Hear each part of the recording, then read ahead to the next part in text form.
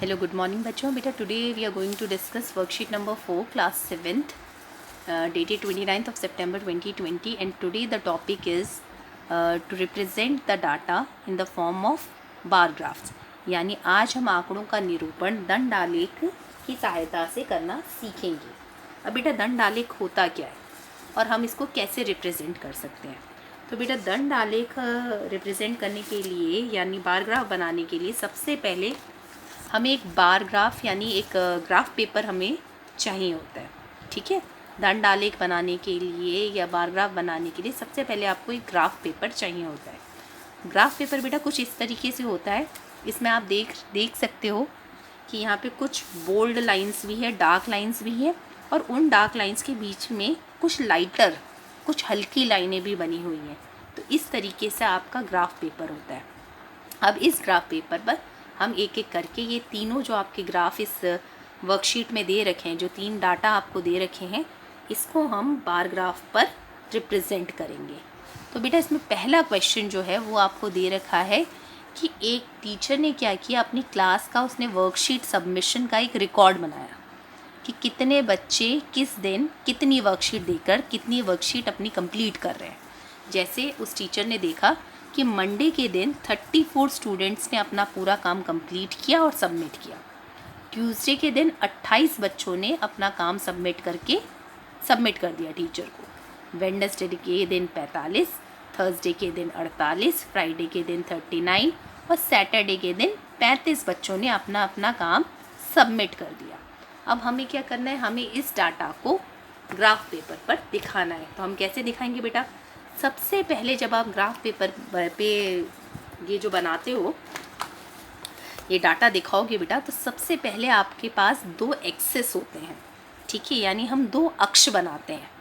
उसमें से एक अक्ष का नाम होता है एक्स और एक का नाम होता है वाई। अब उसको हम कैसे दिखाते हैं बेटा, हमेशा आपका जो ग्राफ बनेगा ना वो हमेशा आप अपनी बोल्ड लाइंस पे बनाएंगे बेटा। ये जो डार्क लाइंस है ना, इन डार्क लाइंस पे आप अपना ग्राफ बनाओगे। जो भी आप लाइनें खींचोगे हमेशा आप ध्यान रख लो कि आपको डार्क लाइंस पे बनानी है। ठीक है, स्पेशली आपके जो एक्सेस हैं, ठीक है, आपके जो भी एक्स एक्सेस हैं, वाई एक्सेस हैं, ये आपके हमेशा डार्क लाइंस पर बनेंगे। तो यहाँ पर हम क्या करा, हमने ये पहला हमने एक लाइन यहाँ पर खींची और एक लाइन मैंने और खींच दी। ठीक है बेटा, इस तरीके से मैंने ये दो लाइंस खींच ली। अब इसमें से अब मुझे ये मार्क करना है कि कौन सा मैं एक्स बता रही हूँ और कौन सा मैं अपना वाई एक्सेस बता रही हूँ। ठीक है, यानी एक मेरा एक्स अक्ष है और एक मेरा वाई अक्ष है। तो बेटा ये वाली जो लाइन है ना, आपको ये जो लेटी हुई लाइन दिख रही है, ये आपका एक्स अक्ष होता है। इसको आप इंग्लिश में बोलेंगे एक्स एक्सेस। ठीक है, एक्स एक्सेस यानी एक्स अक्ष। ठीक है, ऐसे ही बेटा यहाँ पे ये वाली जो लाइन है, this is your y axis, यानी ये हो गया आपका वाई अक्ष।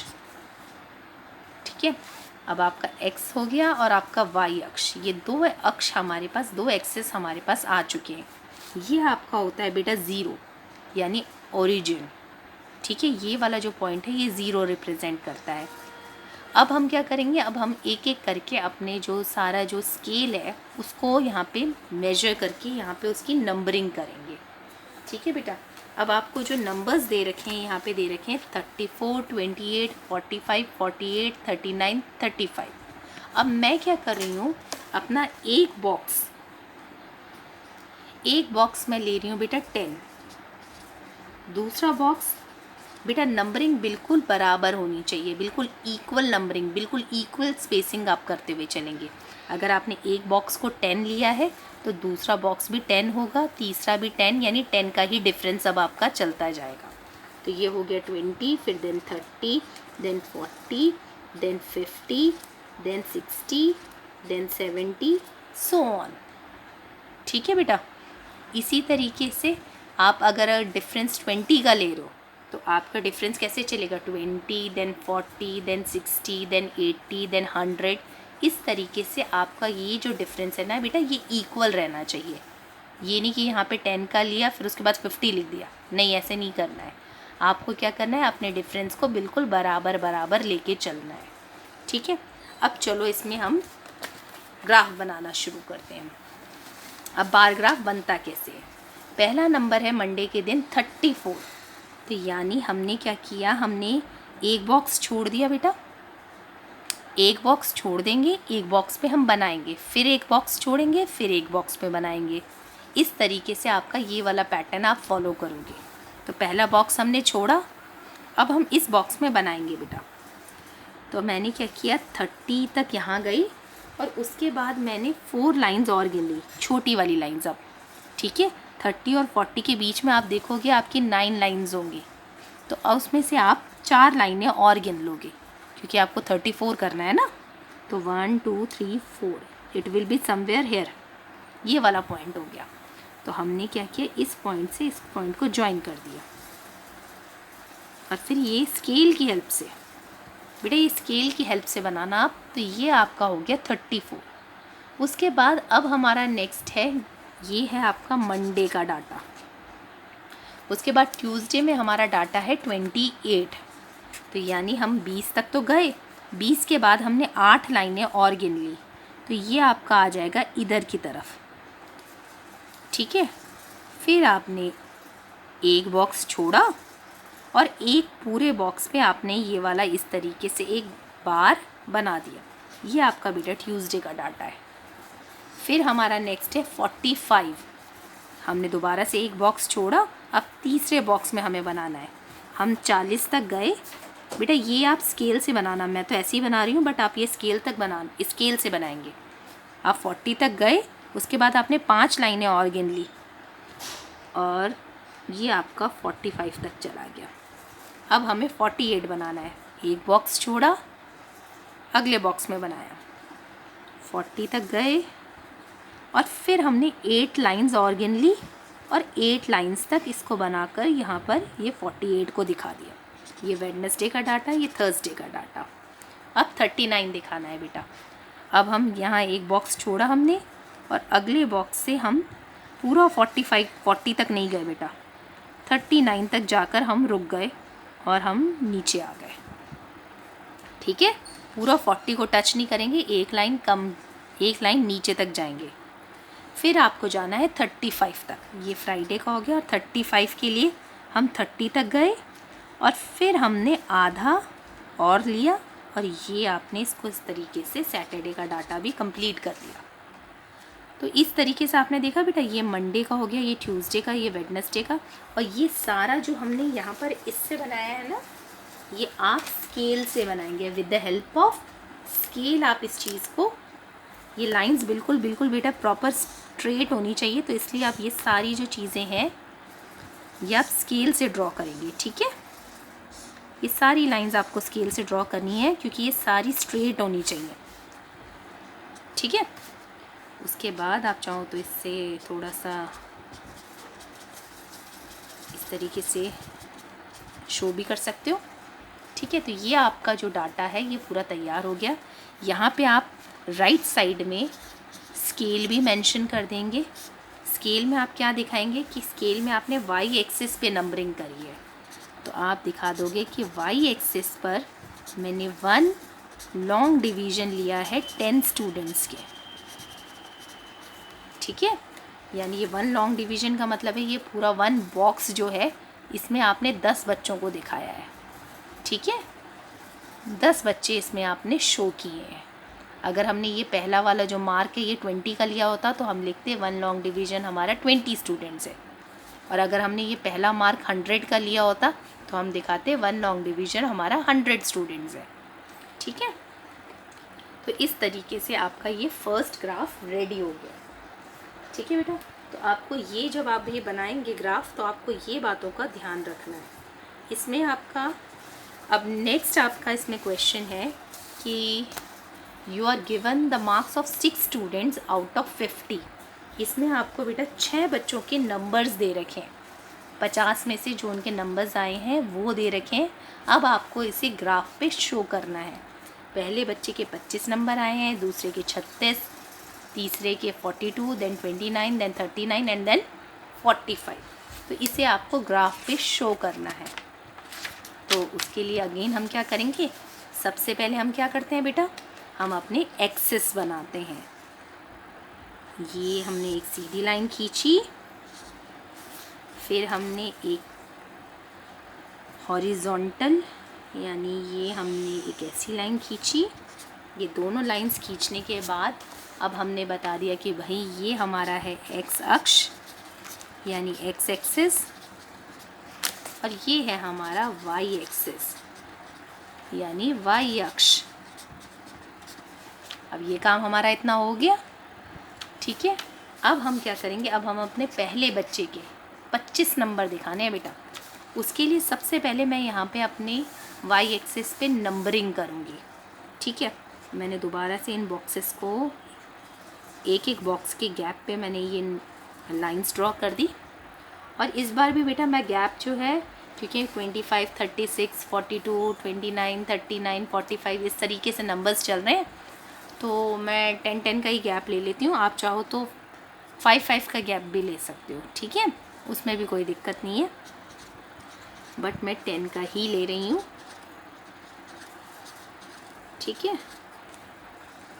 उसके बाद पहला जो बच्चा है मेरा बेटा, उसके 25 मार्क्स आए हैं, तो मैंने एक बॉक्स छोड़ा और मैंने अपना ये स्केल लिया और स्केल से मैं 20 से 20 तक गई और उसके बाद 5 और लाइंस ऐड कर दी मैंने उसमें, और ये मेरा 25 का एक बॉक्स बन गया। उसके बाद ये मेरे ए स्टूडेंट के मार्क्स आ गए। उसके बाद बी के 36 है, तो मैंने एक बॉक्स छोड़ा, फिर मैं गई 30 तक गई, उसके बाद 5 और एक और यानी 36 तक जाकर मैंने इसको स्टॉप करके वापस आ गई। तो ये मेरे बी स्टूडेंट के मार्क्स हो गए बेटा। देन मेरे को चाहिए 42 मार्क्स, तो मैं 40 तक गई और 2 लाइंस और मैंने इसमें ऐड कर दी, ठीक है। जो बेटा लाइट वाली लाइंस है, 40 के बाद 2 लाइंस छोटी छोटी वाली पतली पतली वाली जो लाइट है, उन 2 लाइंस को और ले लिया, तो 42 हो गया। ये आपका हो गया सी। देन डी में आपको दिखाना है 29। अब आप उसके लिए 20 तक गए और आपने 9 लाइंस और गिन ली बेटा। उसके बाद ये हो गया आपका डी। देन आप गए 30 तक और उसके बाद आपने 9 लाइंस और गिन ली, तो ये पूरा आपका 39 तक का हो गया बेटा। ये हो गया ई। और उसके बाद आपको जाना है 45 तक, यानी 40 तक आप गए, उसके बाद 5 लाइंस आपने और गिन ली, छोटी वाली जो लाइट वाली लाइंस है, हल्की जो लाइनें दिख रही हैं वो 5 लाइनें और गिन ली, और ये आपका हो गया एफ। इस तरीके से आपका ये ग्राफ यहाँ तैयार हो गया। यहाँ पर हमने दिखाए हैं स्टूडेंट्स और यहाँ पे हमने दिखाए हैं उनके कितने मार्क्स आए हैं, ठीक है। ये काम हो गया हमारा। अब हम यहाँ पे स्केल दिखा देंगे बेटा। स्केल में आप वही दिखाओगे कि 1 लॉन्ग डिवीजन को आप दिखा रहे हो 10 मार्क्स, स्टूडेंट्स नहीं मार्क्स, क्योंकि हम यहाँ पे मार्क्स दिखा रहे हैं ना बेटा, तो आप दिखाओगे कि 1 लॉन्ग डिवीजन जो है वो मेरा 10 मार्क्स के बराबर है, ठीक है बेटा। अब इसके बाद आ जाइए आप, इसको 1 सेंटीमीटर भी लिख सकते हैं बेटा, ठीक है, क्योंकि ये पूरा 1 सेंटीमीटर के अराउंड इसको एक यूनिट हम लिख रहे हैं। अब इसके बाद नेक्स्ट है, इसमें यहाँ पे आपको दे रखा है कि 6th और 7th क्लास का एक सर्वे करवाया गया, ठीक है बेटा। उस सर्वे में 200 बच्चों ने पार्टिसिपेट किया, ठीक है, और उनसे उनका फेवरेट कलर पूछा गया कि भाई आपका फेवरेट कलर क्या है। तो बच्चों ने, कुछ ने रेड बताया, कुछ ने ब्राउन बताया, कुछ ने black, then blue, then pink. और ये कलर किस लिए पूछा जा रहा है, क्योंकि उनकी स्कूल बिल्डिंग को वो पेंट करवाना चाह रहे हैं, तो वो बच्चों से राय ले रहे हैं, बच्चों का ओपिनियन पूछ रहे हैं कि बेटा आप लोगों को क्या, कि आप लोगों को आपका फेवरेट कलर कौन सा है, उस हिसाब से हम उस बिल्डिंग, अपनी स्कूल बिल्डिंग का कलर करेंगे। तो रेड कलर जो है वो 43 बच्चों ने कहा कि हमारा जो फेवरेट जो हमारा कलर है दैट इज़ रेड, तो 43 बच्चों ने रेड कलर कहा। उस तरीके से 55 बच्चों ने ब्राउन कलर, 49 ने ब्लैक, 19 ने ब्लू और 34 बच्चों ने पिंक कलर का। इस तरीके से ये डाटा आपका आ गया। और इससे आपको पता लग रहा है कि बेटा अधिकतर बच्चों ने आपका ब्राउन कलर पे ज़्यादा आपकी जो वोट्स हैं वो ब्राउन कलर के लिए ज़्यादा आपके पड़े। तो यानी ब्राउन कलर अधिकतर बच्चों की पसंद है। तो यानी बिल्डिंग का कलर ब्राउन ही होना चाहिए क्योंकि अधिकतर बच्चों को ब्राउन कलर पसंद है। अब इसी डाटा को बेटा हमें ग्राफ पेपर पे शो करना है। तो शो करने के लिए हमने वैसे ही करा, हमने हमारे 2 एक्सिस बनाए। ठीक है बेटा, इस तरीके से मैंने ये 2 एक्सिस यहाँ पे बना लिए हैं, राइट। अब ये एक्सिस बनाने के बाद मैंने क्या किया, इसे मैंने नाम दे दिया एक्स एक्सिस यानी एक्स अक्ष, और यहाँ पे मैंने नाम दे दिया वाई एक्सिस यानी वाई अक्ष, राइट। अब इसके बाद मैंने यहाँ पे नंबरिंग करनी है। नंबरिंग अगेन मैं बेटा 10 का गैप ले रही हूँ। आई थिंक उससे ये सारा कवर हो जाएगा। 10, 20, 30, 40, 50, 60 इतना काफ़ी है।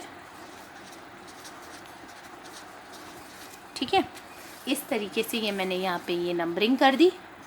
ठीक है, ये आपके आ गए यहाँ पे नंबर ऑफ़ स्टूडेंट्स कि कितने बच्चों ने क्या बोला है यहाँ पे। और यहाँ पे आपका आ रहा है फेवरेट कलर यानी पसंदीदा रंग।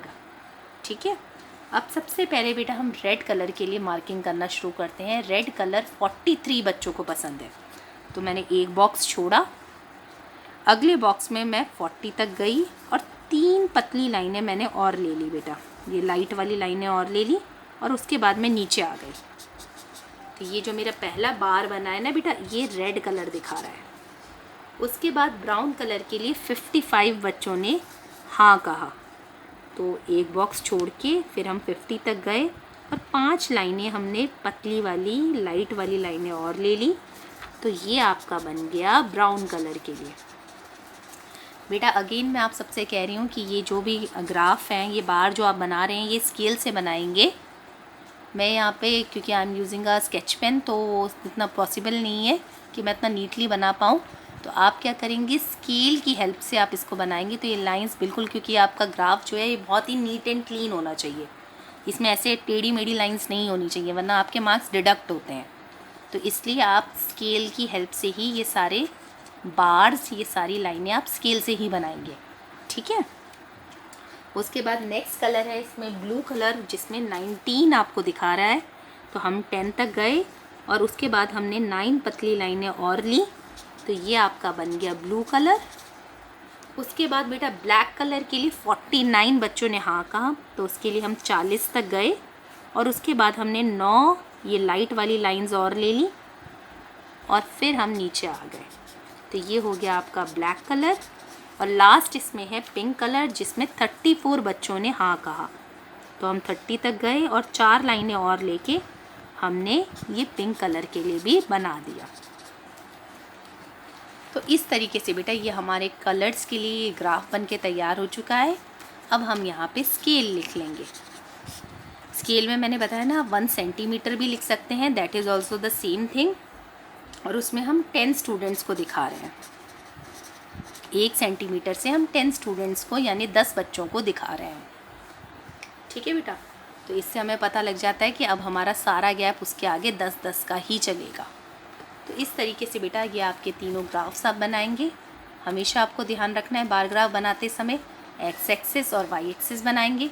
उसके बाद आप उसमें यहाँ पे नंबरिंग करेंगे, उसके हिसाब से आपका स्केल सेट हो जाएगा।